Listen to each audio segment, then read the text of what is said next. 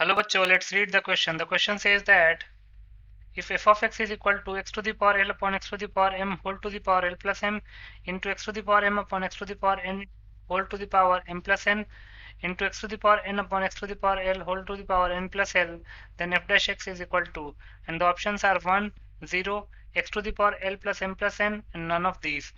इस क्वेश्चन में f of x दे रखा है x to the power l upon x to the power m whole to the power l plus m into x to the power m upon x to the power n whole to the power m plus n into x to the power n upon x to the power l whole to the power n plus l. तो हमको F dash x की value निकालनी है। बहुत ही simple सा question है। पहले हम की कॉन्सेप्ट लिख लेते हैं। की कॉन्सेप्ट, पहला की कॉन्सेप्ट है a to the power m upon a to the power n को हम लिख सकते हैं a to the power m minus n. दूसरा a to the power m into a to the power n को लिख सकते हैं a to the power m plus n. तीसरा differentiation of constant value with respect to any variable वो zero के equal होता है और किसी भी नंबर के पावर जो होता है वो जीरो होता है। Any number two the power zero is one. तो इन चारों की कॉन्सेप्ट की मदद से इस क्वेश्चन को सॉल्व कर लेते हैं। तो लिख सकते हैं given that f of x is equal to, पहला क्या है x to the power l upon x to the power m, x to the power l upon x to the power m to the power l plus m into x to the power m upon x to the power m to the power m plus n into x to the power n upon x to the power l to the power n plus l. एक बार cross check कर लेते हैं। वही है x to the power n upon x to the power l to the power n plus l, last term था।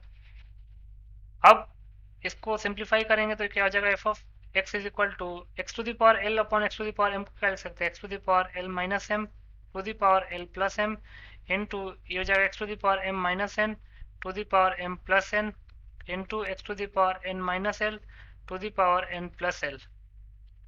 अब f of x क्या हो जाएगा x to the power l minus m into l plus m into x to the power minus n into m plus n into x to the power n minus l into n plus l. यहाँ जो हमने exponent की जो property apply करी है उसको लिख लेते हैं since a to the power m to the power n is equal to a to the power m n multiply हो जाता है। तो यहाँ से एफ ऑफ एक्स क्या हो जाएगा x to the power a plus b into a minus b का फॉर्म है तो ये जाएगा a square minus b square that is l square minus m square into x to the power m square minus n square into x to the power n square minus l square. तो यहाँ से F of x हो जाएगा exponent की property लगा देते हैं तो जाएगा x to the power l square minus m square plus m square minus n square plus n square minus l square.